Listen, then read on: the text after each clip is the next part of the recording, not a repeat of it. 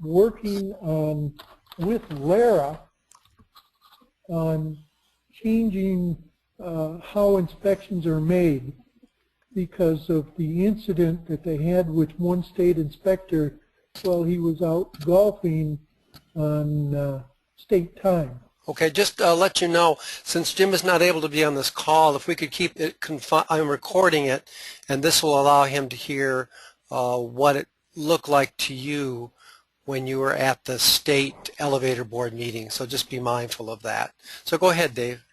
Yeah, so what it was is that they're just in the preliminary, or she was in the preliminary stages with her staff trying to formulate and there's a couple other senators in with it, but I haven't found out who they are yet. Okay, and it looks like they're really pushing to get it done in this session, so that they can alleviate the issue of the state being involved. Irvin told me that she was looking at a format much like Arizona uses, where you could have either state inspector or private inspector. And I haven't got all the details on the Arizona law yet, so I'm looking into that to see how they're going to formulate it. But I think from Jim Costiva's point of view, we may want to touch base with Senator Shoemaker, even if they set up an appointment for me to sit and chat with her, or her staff members related to what direction they're going and how they're going. That would be of great help. Okay. So I finally found the website we'll be using, so Jim should be able to see this. I think since this is what Jim had found, I get that. And what I wanted to restate is I think your email actually seems to acknowledge Rich Robbins' idea. So let's see here. So you notice Yeah, certain states. let me give you some history on that. Okay, go ahead. Mike, back in 90s, early 90s, there was a gentleman right now, I can't think of his name, but he was head of AEC, and he moved to the state to try to get, Henry Green was the director, he tried to get the state to acknowledge that the university could do their own inspection, and he opposed it vehemently. It was one of those things, as long as he was there, it wasn't going to happen. Well, Henry has since left, and Irvin's in that position, so I'm sure Irvin doesn't want to lose the funds. So from Lara's point of view, I would expect that they're moving towards that all the fees in that get paid to the state, regardless of the inspector. Okay, as far as what I'm talking about, the fees, you got a certificate of operation on an annual that runs you $45, but the state inspection has to precede it before the certificate's issued, and that's about $150, right? 145, right in that area. So it costs you about $200 a year just to have this done with the state. We move to private inspection. While we may be able to get on some competitive notes, I don't know that they're going to move towards letting the university go to a private inspection of their own. That's where the contact with the legislator is going to be of benefit to us. Okay. Okay. I'm trying to record your notes. So what is the name of the state senator that you say that's Shoemaker. so okay. Shoemaker. I know many. That could be. Is that right? And What's that? did I spell that right? Schumaker? I believe it's right, but I can't tell you that's the correct spelling or not. What city or district? Over in the Battle Creek, Kalamazoo area. Okay, Jim can probably find that. Okay, Kalamazoo. Okay, that part of the state. All right, fair enough. All right, so that would be, I think, protocol, Dave, requires that if we approach a senator, we are going to have to do it with the university's office, at least in a formal way, the governmental office, relations office. Yeah, and that's why I'm saying Jim Costeva might set up the line of communication. Then after that, he wouldn't have to be involved unless he wants to be. Okay. All right. So you had mentioned an Arizona model. What could you recount that a little bit? Well, Arizona model, according to what I've heard so far, is that it has state inspection division, but it also allows private inspectors to inspect, and it counts the same as if the state inspected it, but the state still gets the funds for the certificate in that, and a filing fee. Okay, so the money has to be paid to the state, and then the state farms it out. Is that right? Yeah. Okay, so Well, they get a cut. They don't farm. No, they don't farm it out. The individual owner can hire someone to do the inspection, just like contract labor. Okay. But the state still wants some oversight over those organizations. Is that right? Absolutely, yeah. They still want the oversight, and they still want the fee for the certificate of operation. Okay, well, they have to pay their administrative costs. I get that. All right. So now what Rich has suggested is that we approach this with asserting another alternative way, which is that the state will self-certify our own elevator inspectors. What do you think of that idea? Well, that's what I was telling you. Back in the early 90s, we approached the Bureau of Construction Codes, and they shot it down vehemently. Henry Green was the director at the time. Okay. All right. So we'll go with them. That's this business.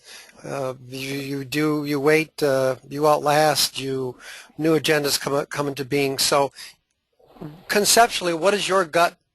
How do you respond to that the colleges and universities be permitted to be self-certified and that some fee has to go back to the state? We get that. Yeah. How do you feel about that? Say if U of M were to do that, U of M, Wayne State, Michigan State, and maybe how about all of the state universities? Suppose they were able to get that kind of a status. What do you think of that? Yeah, and I think it's plausible as long as the state still has the oversight. Okay, all right. So, and that's what they're doing now with the fire protection, I believe. I think that's already been done. So, all right, good. So this sounds like it has some legs. They probably would want some kind of a summary statement of what that might mean. And so what I probably do is ask who in the University of Michigan is familiar with the administrative processes and the paperwork that gives U of M its ability to inspect itself. Is that Ian Steinman? Is that Terry Alexander? Is that John Burkle? Who are the people who know the most within U of M about how the state administers our right to inspect ourselves? It's actually AEC. Oh. Marina hires the inspectors. I see. So it's so they're different than the Flint. I guess that would make sense because that's the inspection department. That'd be Frank Marcinkevich. That would Right. be his area there. Okay. All Yeah. right. Well, all right. So what I might do is ask him how is that program working? Do you think that Well, works? On the outside, does it seem to it's work? been working for years. I mean, because we've had the electrical and the plumbing and the, the other issues that the state typically inspects, building code authority, that type of thing. You've got the building code committee for the university, and they've been overseeing it by law.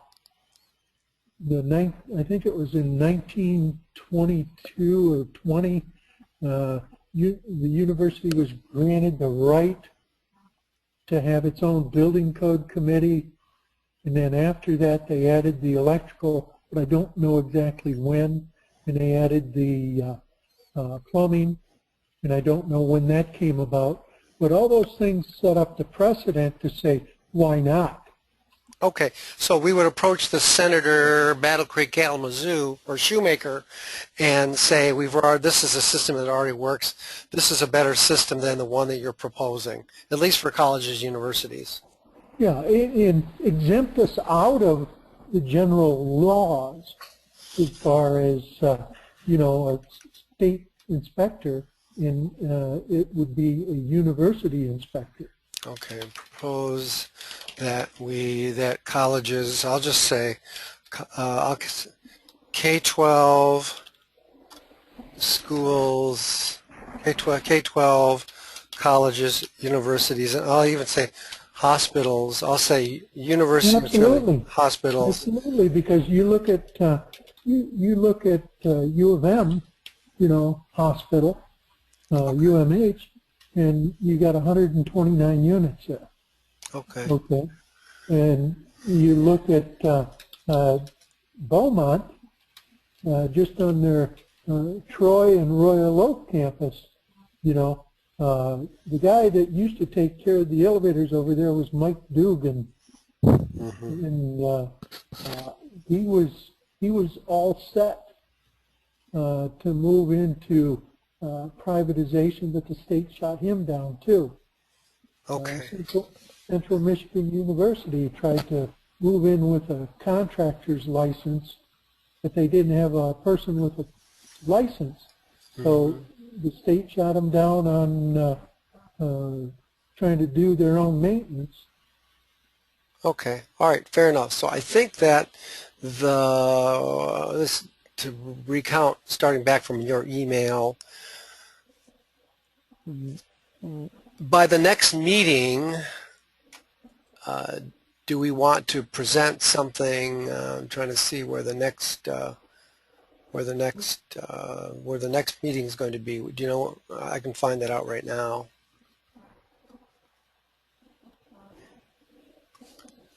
Hopefully, I can. There we go. So the elevator board meets June. June 12th. Is it possible to get something on paper by June 12th? I think we can get it on paper, but the safety board's not going to make the law. Okay? I see. Well, our approach has been that we try to vet as much at the point of action as possible, and so I just don't want.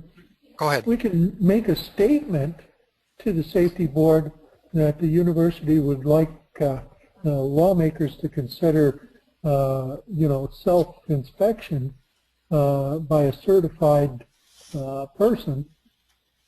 Okay. So one thing that's possible here now, this is why I set these websites up, is that now we actually can install, rather than having to we'll email, but now we're able to present ideas on the web. That's what this tool is supposed to do for us. And so what I can do, we obviously will start with a paper and an email, but in some cases, even calls like this, we could prepare a short video explaining our point of view on this and try to elicit comments and find out what the opposition may say about this. What is That's going to go, yeah, what it needs to do is go to Irvin Polk and Lara, Irvin's boss. Yeah, early on, yeah, that's right. We want to start from those guys. It's going nowhere unless they have their support. So, what's that guy? What's that gentleman's name? What's Irvin's boss's name? Oh,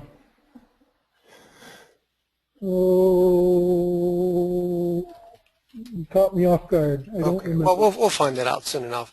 So you've talked to him personally, and it's not too early to start sending out, and you're welcome to go ahead and tell them that it's conceptually cleared here, that we'd like to approach them, and what can we do that they don't like, and what can we do that they do like. Obviously, our interest is...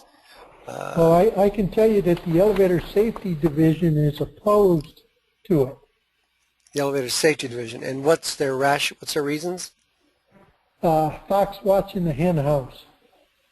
Yeah, that's a fair that's a fair point. Yeah. Well, yeah. that's where integrity comes in. Okay. That's right. I'm sorry. One of my this is last week's video clip. Boy, it sure didn't come out very well, did it? Sorry about that. It's a kind of a mess. All right, we'll have to work with that. Any case, all right. Well, then that has been the case with the fire and the electrical divisions for some time. Is that right? Yeah. Okay. All right. So I mean, just bringing that up. Are we the way are we doing it? Is it to understand fully what their point of view might be? Do you think that there are weaknesses in the way we do it? The fire, I mean, there haven't been any... Electrical, yes, I know of. So you say that there's problems with the electrical inspection? Yeah, if the inspector, he can be overruled by his boss, okay? Mm-hmm. Okay, all right. Okay, and his boss may not know electrical to start with. Well, that's almost always the case. I'm not talking about Marcinkevich or that. I'm talking about some inspectors have been told to leave it alone and let it lie. Well, that's right, because in some cases we're often exceeding code minimums. That's often the case. But for code, when it is clearly a matter of interpretation, believe me, I often will tell our inspectors back in my design career, you know, I'm always on the run from some inspector. He can't quite tell me where in the code it says I can't do that. But, well, see, yeah, but that's not the issue that some of the inspectors at the university have run across. They have found a true violation to the specifics of the code, and it has been told to them that it's not a big deal and they should not bother with that, and for them to move on. Okay. So yeah, I've been in the middle of some of those. So then there is a fair point of this fox watching the hen house. yeah, and that's their big issue, is the fox watching the hen house. Mm-hmm. But you know, I think we can offer some alternatives to say, okay, while they may be employed by the university, the state would have an oversight of that individual. Okay, whereas if he didn't, if the university told him to not write this up as a code violation, but rather overlook it, that he would be able to go to the State Elevator Bureau of Construction Codes and say, I have a problem. Okay. All right. Well, that's fair also. So okay, that's a good idea. Now we're starting to dilute the economic impact, which now which we're hoping for. Which brings me to another point. And I know we're running onto a time constraint. Certainly I have one. Is that I talked to Jack Janbej and I were out in New York. Remember, this is a recorded line, Yeah. and we went to Corning, and we had a chance to talk about how we choose among our different choices, given that we only have uh, so many advocacy hours. Where is the greatest impact? You and I raised this issue during our earlier face-to-face meeting about what can I gain here? What is the total budget of the elevator shop, for example? And what is it that we gain by, if we put in $2 and we realize $5 back, that's usually a fairly good trade. But if we're putting in $2 and we're getting $2.50 back, that $2.50 payback has to compete with another alternative, which gives me a 3-to-1 economic end. Just this one, for example, I just picked it up. So that's why, if you don't mind, Jack wanted to just ask you a few questions. And Jack is not just doing it for this particular advocacy package. He's doing it for all of us, as you can see on our, for all of our, as you can see on our website here, that we've got. He's Well, I guess we have to get a clear picture. Rich said he wanted someone on the standards committee.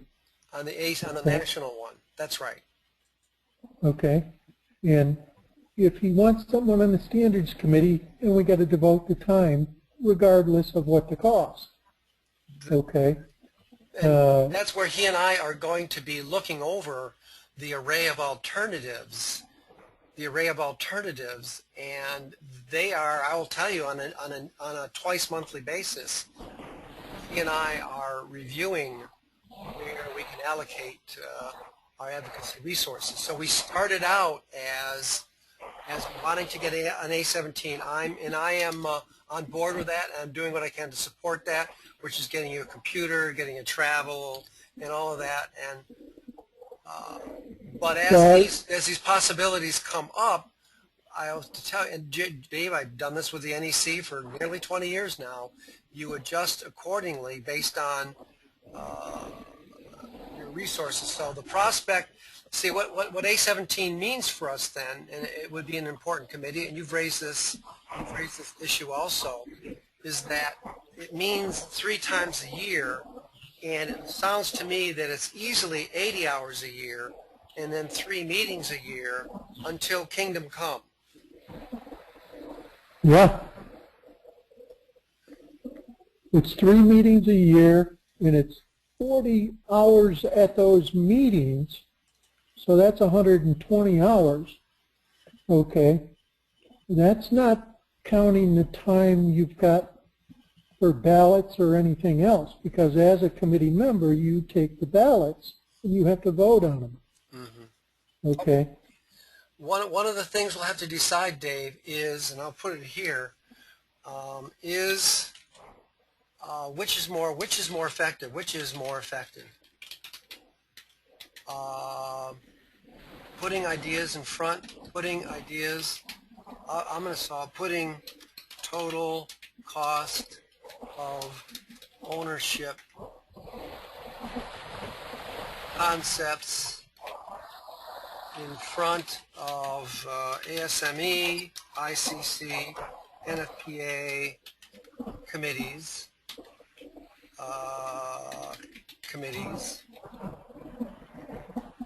or having a vote on the head committee, on the head ASME committee, and only voting on concepts advanced by others. So that's when I say code writing and vote getting, my unprosaic code writing and vote getting. And we'll let this play out. We'll let this play out a little bit, but I would argue that there are three major, what's that other group called? It's called the EISA. What's it called? The Elevator Installation Standards Association? No. What's it called? NEI, National Elevator Industry Incorporated. Okay. National Elevator Industry. Oh, it's two letters, huh? Two I's? NEII. Okay. So that's the question, and that group is neii.org, something like that probably. And let's see if they have a website. Sometimes, there we are. Okay. All right. So they're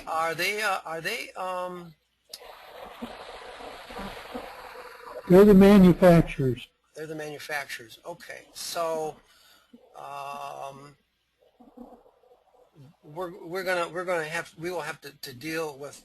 It looks to me like they have their own codes.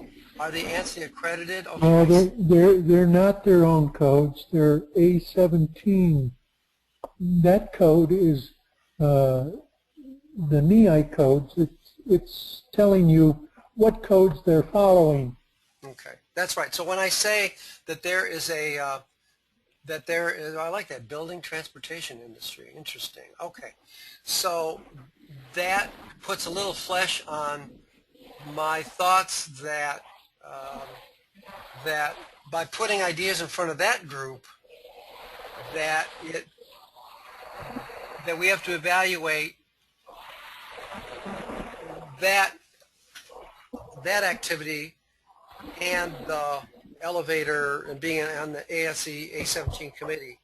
So we're going to let that ride for a while. I'll say that we will always have to keep up the pipeline. So you know what I have here.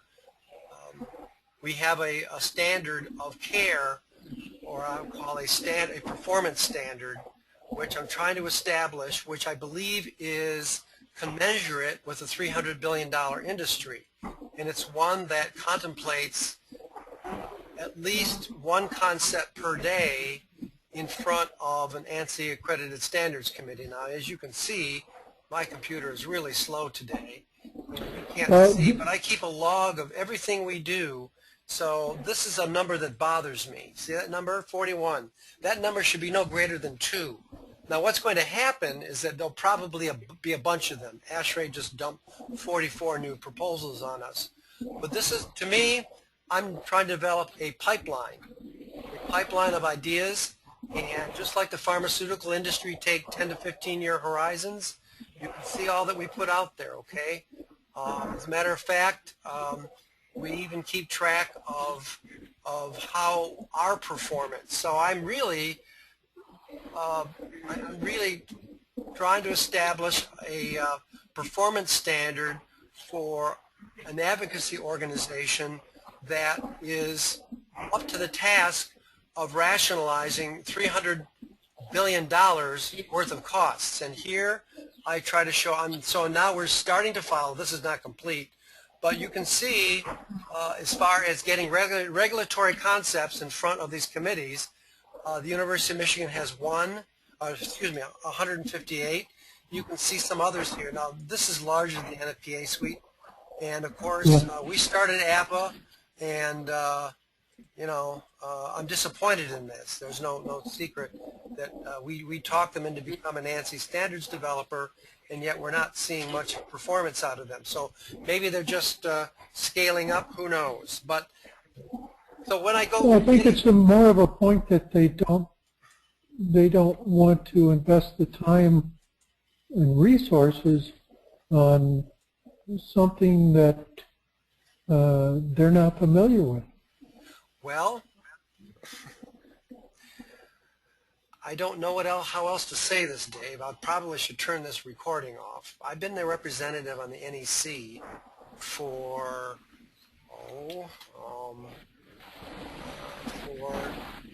20 years. 20 years. So I think what we ought to do is we can talk about this offline on your, let's talk about your contract and your computer and such. Yeah, how do I get paid? Yeah, I know. We're working on that now. So I want to finish the part that we'll give off to Frank and to Jim Costeva and maybe Rich and Jack, so they know what we've done here tonight. So this is the second of 2 bi-weekly meetings that Dave and I have, and we're getting started, so to say. We're working on the existing relationships that he has with with people who are in the business of dealing with elevator safety, and of course we want elevator economy also. So I'm going to leave the tape right. Anything else here apart from just on technical and policy issues, Dave, that you wanted to add as part of the recording? Well, I wanted to correct you because we've had 3 meetings. Okay. March 18th. Okay. Okay, 3 meetings, I'm sorry. Okay. And we met, did that include the one we had in Rich's office, getting started? No, I didn't count that one. Okay, all right. So is it, okay, so let's talk about your retainer here and such. I guess I still wanted to finish. Are there any other technical issues that we want to add to this video? Yeah, I do, because at the meeting, State Safety Board meeting, representative from the Lara's office, her name's Shelley, and she is part of the Lara's plan to reduce paperwork supported by the state. So they're redoing the forms for elevator inspection in that, and they're not going to supply tags and or forms to any contractor or person performing tests. So they're shifting the cost of the text or the forms to the university, and I had issue with that. And so I've got to do a little bit more research on it because I want to fight them on it because it's costing us money that we never had to pay before. And it may sound trivial, but when you have 625 units on a campus, all of a sudden that's quite a cost for printing, for filing the paperwork, for you know, making sure that you have tags appropriately placed on the equipment that the state previously supplied. Okay. Well, they're like every other organization trying to say they believe it's in their interest to push that cost outward. Is that tagging necessary? By code it is. What do you think about the code provision? I mean, instinctively, I think anytime you can say when a tag, you know, when a piece of important safety equipment has been tagged, it's important to have some reference. But are there new identification regimes through digital reporting methods that that the manufacturers have? Yeah, but if you walked into a machine room, you wouldn't, and there's no tag on the governor or on a carrier on the car, you would not be able to tell when the last test was done. So how could you write it up as a code violation if it's not tagged? Okay, so the tagging part.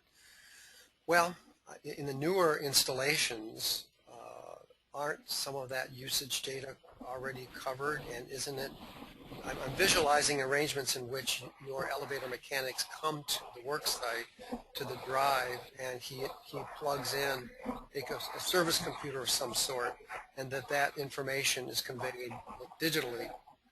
Is that ever happening now? No. Can it? Yes, but it's quite a premium for it. Yeah, okay, fair enough. Okay, sometimes the tag works, I get that. All right, let me close. Anything else, Dave, you want to get on the recording? No, that's it for the moment. I mean, The state refers to that as RPM. It's called RPM? Yeah. Oh, reduction in paperwork, something, whatever M is, that's what it is. Okay. It's a review and a process. Okay, I think I get the gist of it, and also let me make sure when I know. Oh, it's not the recording. We'll get our next meeting. They put the forms in that on their website, and that's not a problem. But we're still expending because we still have to send the form into them. Okay. I get it. Okay. All right. Fair enough. If they're going to put it on the website, then make it digital, like you say. Mm-hmm. Okay. Okay. And that's what we should be moving towards, that it be digitally recognized as a document going, after we complete the test, it's forwarded with a signature to the state. Okay. Not via hard paper, but rather digitally. Okay. Are we doing any of that, at least local here to U of M? No. Do we have any platform? So when you're using the FMS system for your elevator inspections? Yep, and we track it with that. You know, we do the tracking of the testing, because the new work order comes out to do the testing 1 year, 3 year, 5 year, depending on what test that device needs. Okay. All right. By FMS. Okay, that sounds to me like another area we could look into, but we both have time constraints and we need to talk about your contract. So if you don't mind, Dave, I would like to stop the recording here. That's fine.